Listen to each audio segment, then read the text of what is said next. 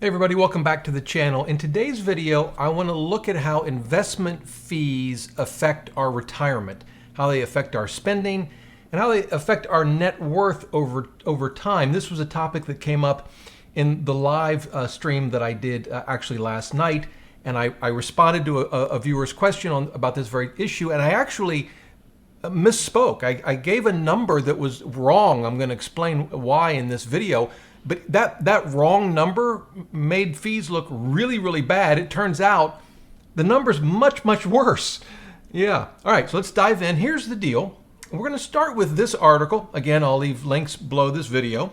This is from Michael Kitces, and he's been on the show. He does excellent work in terms of researching retirement planning and related issues. And as you can see from the title, he was looking at the impact of fees and investment costs on the safe withdrawal rate. So the idea is this: we know from the famous 1994 Bill Bingham paper, the safe withdrawal rate, at least in the U.S. based on historical data, is 4%. Just as a refresher, what does that mean? It means that you could start with a 4% withdrawal, so on $1 million in your first year of retirement, you'd take out $40,000. And then going forward, you would ignore the 4% number. Instead, you'd focus on that $40,000, and you would take that same amount out each year in retirement, adjusted for inflation. And if you do that, again, based on historical data, your money should last at least 30 years. Now, as we know, that 4% was based on the worst case scenario. In the data that Bill Bingham looked at, the absolute worst time to retire, assuming a 30-year retirement, say at a traditional age of, let's say, 65, the worst time was 1966. Stock markets were rough in the 70s during different times, and of course we remember double-digit inflation. All of that added up to a really bad situation. So that sets the stage. Now, what the thing to keep in mind is that Bill Bingham assumed zero in fees. And so the question comes up, well, if I pay an advisor 1% of assets under management, that would be in $1 million portfolio in year one, that's 10 grand. That's 25% of my withdrawal. I can only take out $40,000. I'm giving 10 grand to my advisor. That doesn't sound good. And so does it reduce the safe withdrawal rate by that 1%? It turns out the answer is no. And that gets us back to this Kitces paper. And you'll notice here, I'll just show you the summary in our video. Again, you can check this out afterward.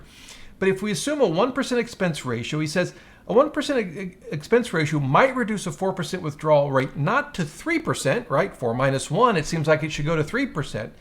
But instead, according to Michael Kitces, reduces it to 3.6%. Now, it turns out he's right, but there's a big issue that he doesn't address in his paper that we're going to address today. First, though, let's look at some of the numbers behind why I think he's right, that it reduces the safe withdrawal rate to not by 1%, but to something around from a 4 to 3.6%. To do that, we're going to go to FI Calc. This is just a free calculator. Again, I'll link to it below the video. And we're assuming, as you can see here, a 30-year retirement. We got $1 million portfolio. We're going to take out $40,000 per year. That's 4% of the million. And we've ticked this box. We're going to adjust for inflation. For our portfolio, we're assuming 75% stocks, 25% bonds. I've assumed zero for cash just for purposes of this. And by the way, Bill Bingham also assumed 0% in cash. And then for fees, all we have very, very minuscule fees that sort of replicate the kind of fees you might pay for a low-cost Vanguard or Fidelity index fund. And so when we do that, the success rate, and this goes back to 124 different retirements, it's actually not quite 100%. It's not. We'll call it 97%. Bill Bingham's analysis said no, it always succeeds. I think the difference is because I'm assuming this calculator uses slightly different data for bonds. Bill Bingham assumed intermediate treasuries. I'm not sure what this calculator uses. They could also have slightly different assumptions on stocks. Bill Bingham used the S&P 500. But for our purposes, this is fine. Okay. Now, the question becomes, if we now add 1% fees, which we can do with this calculator, what does that do to our success rate? Remember, it's just under 97%. So rather than 0.04, we'll change this to 1.04. and this to 1.04. So we've added 1% advisor fee, and then we've still got the very low index fund fees in there. If we save this, it drops it to 91.9. So how do we get it back up to that roughly 97% number? Well, if we drop our initial withdrawal from 40,000 down to 36,000, there you go. It's actually right back to 96.8%. By the way, if you're curious what retirement years failed, we can actually come down here and we see them. It's the same 4 years. These are problem years: 65, 66, 68, and 69. And you say, well, 67 succeeded? It did, but as you can tell, if you can read that number, you only had 156,000 left. So it was rough. But the point is, yep, it's about, adding 1% fees reduces the safe withdrawal rate to roughly 3.6%. Now, there are two big issues. I said one, but there's actually two that Michael Kitces doesn't address that I think we need to talk about. And by the way, the second one will get me back to the mistake I made in the live stream last night that I want to fix. But the first of the two is that we're assuming, I'll go back to the calculator, we're assuming a 1% assets under management fee, and then we're assuming that this investment advisor that you're paying 1% is going to put all your investments in low-cost index funds, because that's why we have the 0.04 and the 0.05. I know because you guys email me the outrageous portfolios that some advisors put you in with 20, 30, 40, 50 different investments, that they will often put you in really expensive, actively managed funds. So let's try to model that. We're going to assume the funds themselves cost 75 basis points. That's just 0.75%. We still have the advisor fee of 1%. So this is the first thing. We've got to get real, because most advisors, in my experience, not all of them, but most of them don't keep you in just low-cost index funds. If we save this, and you can see we've gone back down to 92.7% with a $36,000 initial withdrawal. Oh boy, we got to get it back up to 97%. How do we do that? Well, I don't know. Let's try 34,000, see what that gets us. There we are. So now, with expensive mutual funds on top of the 1% advisor fee, now we're at a 3.4 safe withdrawal rate. That's the first of the two issues. The second one is this.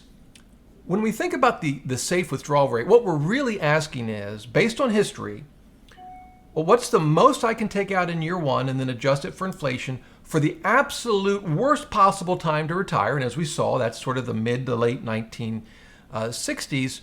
But of course, what about all the other retirement scenarios? I mean, as even Michael Kitces has pointed out, most people after 30 years have a truckload of money left over. And so if we pick one of those better years, how do we think about the 1% fee? It's probably not going to cause us to run out of money, but how much of our wealth will it take from us? See, that's the key question, and that's what I want to look at. Now, it's what I looked at last night in the live stream, and that's when I misspoke. It's actually much worse than I said last night. Let's take a look at it. First thing I want to do is take these fees back down to what they started with. Just 0.05, 04 I think it was. Not that 1 basis point will matter that much, but and 0.05. So again, we're back to an index fund portfolio with no advisor fees. We're going to take the initial withdrawal back up to 4%. And then what I want to do is look at a retirement year that we know you would have had a ton of money left over. And for that, we're going to look at 1982. That's what I looked at last night in the live stream. I don't know if you can read this, but after 30 years, you started with 4%, you adjusted for inflation, your $1 million grew, get this, to $5.8 million bucks. Huge, right? 5.8. So, all right, what if we add 1% fee? What's that 5.8 million go to? Because we know it's going to go down, right? What's your guess? You got time? I guess you could hit pause on the video. All right, let's get to it. Where's 1982? 5.8 million down to about 4.1 million. So I said 700,000 last night. I was only off by $1 million bucks. That 1% fee, doesn't seem like much, will cost a retiree, if they retired in 1982, $1.7 million. I know it seems impossible, but remember, you're taking out, here's the difference. When you retire, say in the mid to late 60s, rough time to retire, inflation in the 70s, your portfolio balance is going down through retirement. So that 1% fee is getting applied to a smaller and smaller and smaller balance. That's why the 4% rule becomes 3.6, not 3.0. Well, in most years, though, retirement years, your portfolio isn't going down heading to zero. It's actually going up. Now, in the case of 1982, it's going up quite a lot. And so that 1% fee each year is getting charged against a higher and higher and higher portfolio balance. And then, of course, that money that's getting taken out and given to your advisor, the compounding is gone from that. And that's how we get to roughly $1.7 million loss from that seemingly insignificant 1% fee. And this is something not in Michael Kitz's article. It's just something he didn't address. But I think it's really, really important. It's not just about the safe withdrawal rate. It's also just about your net worth and how much money you're going to have left as you work your way through retirement. That 1% fee really takes out a huge chunk of your wealth. Now, one last thing. Let's add back in an expensive mutual fund that we know a lot of advisors like to put folks in. What's that do? Well, 1982, we were around 4 million. Now we're down to 3.1 million. It's just, it's almost like $2.6 million we've lost. In this case, because of a 1.75% fee. Yeah, fees matter. Now look, I'm not saying you shouldn't get help with investing if you want it. You can get help where someone actually invests it for you. You can get help where someone evaluates your portfolio, makes recommendations, tells you exactly what you should do to the portfolio, and you can get that kind of help through flat rate or hourly fee advisors.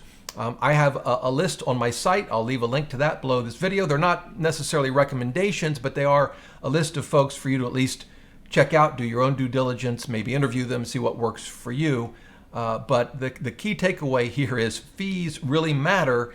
And in retirement, they can take a huge chunk of your wealth if you're not careful.